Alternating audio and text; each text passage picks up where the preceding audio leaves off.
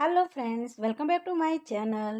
Friend, આજે હું જે તમને પાક બતાવવાની છું, આ પાક ખૂબ જ મહત્ત્વનો છે, ખાસ કરીને એ પુરુષોને જે લોકોને સ્પર્મની ઉણપ હોય. તો એ લોકો આ વિડીયો પૂરેપૂરો જોજો. આમાં હું જે તમને આ પાક બતાવી રહી છું, એ પાક બનવામાં એકદમ સહેલો છે અને જે લોકોને ગળપણ ખાવાની મનાઈ હોય છે, તે લોકો પણ આ નેચરલી ગળપણ ખાઈ શકે છે. આમાં ખાંડનું પ્રમાણ હોતું નથી, નેચરલ ગળપણ હોય છે. અને તમે આ વિડીયો પૂરેપૂરો જોશો, તમને ખબર જ પડી જશે કે ફ્રેન્ડ્સ આ તો સાવ સહેલું છે. પરંતુ ફ્રેન્ડ્સ, હું આજે કઈ રીતે આ બનાવવાનું છે એ નથી હું દેખાડવાની. હું તમને એ કહેવાની છું કે આના ફાયદા કેટલા છે. જે લોકોને સ્પર્મની માત્રા ઓછી હોય, લોહીની ઉણપ હોય, પાચન શક્તિ નબળી હોય કે હાડકાં મજબૂત ન હોય, તો એ લોકો આ વિડીયો પૂરેપૂરો જોવાનો છે ફ્રેન્ડ્સ. ખાસ કરીને આની રેસીપી પણ સાથે સાથે જોતા જાઓ અને એના ફાયદા પણ જોતા જાઓ.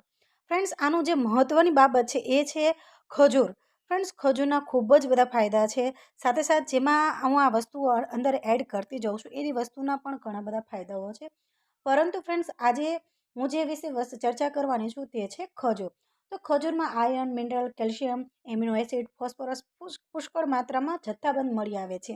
એમાં vitamin B1, B2, B3, B4 અને વિટામિન સી પણ મળી આવે છે. શિયાળામાં દરરોજ 2 થી 3 ખજૂર ખાવાથી શરીરને ખૂબ જ લાભ થાય છે. હવે ફ્રેન્ડ, જે લોકોને હૃદયની તકલીફ છે, હૃદયના પેશન્ટ છે, જે લોકોને વારંવાર હાર્ટ એટેકનું જોખમ હોય છે, તો તે લોકોએ પણ ફ્રેન્ડ્સ આ ખજૂરનું સેવન કરી શકે છે, આ ખજૂર પાકનું સેવન કરી શકે છે.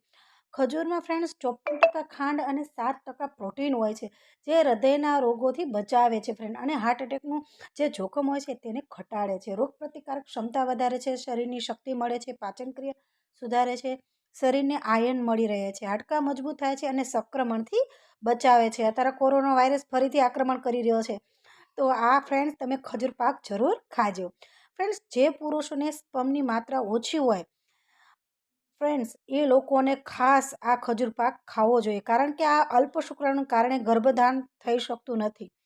તો ખજૂર એક વીર્યવર્ધની કહે છે. ખજૂર નિયમિત ખાવાથી ફ્રેન્ડ શુક્રઘાતુ વધે છે અને દોષહીન શુક્ર ઉત્પન્ન થતું હોવાને કારણે ફ્રેન્ડ સંતાન છે ને એ તેજસ્વી જન્મે છે. તો જે લોકોને શુક્રાણુની સંખ્યા ઓછી હોય, તો એ લોકો અચૂક આ ખજૂર પાક જરૂર ખાય.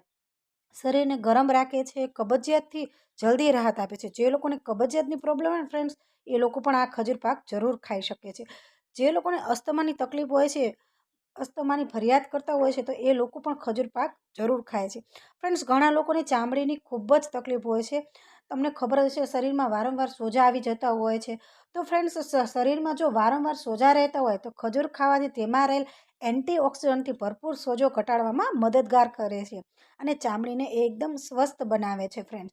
એમ તો ખજૂરના ઘણા બધા ફાયદા છે, પરંતુ ફ્રેન્ડ્સ અત્યારે શિયાળો છે અને શિયાળામાં તમે જો આ ખજૂર પાક આ રીતે બનાવીને ખાશો ને ફ્રેન્ડ્સ, તો જે ખજૂરની ગળપણ હોય છે ને તે પણ ઓછું થઈ જાય છે. કઈ રીતે ઓછું થઈ જાય છે? કે આપણે એમાં ઘીમાં સાતળીએ છીએ.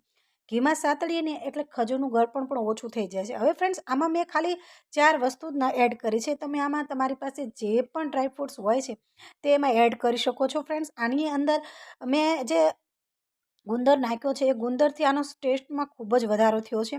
અને ફ્રેન્ડ્સ, તમે આની અંદર એલચી નાખી શકો છો, પિસ્તા નાખી શકો છો, અખરોટ પણ નાખી શકો છો. યાની કે તમારા ઘરમાં જે પણ ડ્રાયફ્રૂટ હોય છે તેનું તમે આની અંદર નાખી દો છો, એટલે આ ખજૂરના જે ગુણો હોય છે ને એ એમાં વધારો કરે છે અને આપણા શરીર માટે પણ ખૂબ જ ફાયદો આપે છે. 2 દિવસમાં તો આ ખજૂર પાક ખાલી પણ થઈ જાય છે, એટલો મીઠો ખજૂર પાક લાગે છે. હવે ફ્રેન્ડ્સ, આ રીતે ને તમે પ્લેટમાં પણ પાથરીને પણ એના ચોસલા કરીને પણ કરી શકો છો અને લાડવા પણ બનાવી શકો છો. લાડવા કરવા માટે તમે જે નાળિયેરનું ખમણી હોય છે તે પણ તમે એમાં એડ કરી શકો છો અને એ પણ એડ કરવાથી ખૂબ જ સરસ બને છે. ફ્રેન્ડ્સ, મેં આમાં છે ને જે ખજૂર છે ને એના કટકા કર્યા છે. મેં મિક્સરમાં છે ને ક્રશ નથી કર્યું, કારણ કે મારે છે ને મોટા મોટા પીસીસ જોતા હતા, એટલા માટે. ઝીણો એકદમ પેસ્ટ મારે નથી જોતી. તો તમે ઝીણી પેસ્ટ તમારે કરવી હોય તો તમે ઝીણી પણ પેસ્ટ કરી શકો છો. તો ફ્રેન્ડ્સ, આ ખજૂર પાકના ફાયદાઓ હતા. હજી પણ કંઈ માહિતી જોઈતી હોય તો વિડીયોમાં કમેન્ટ જરૂર કરજો. તો તેની માટે બાય.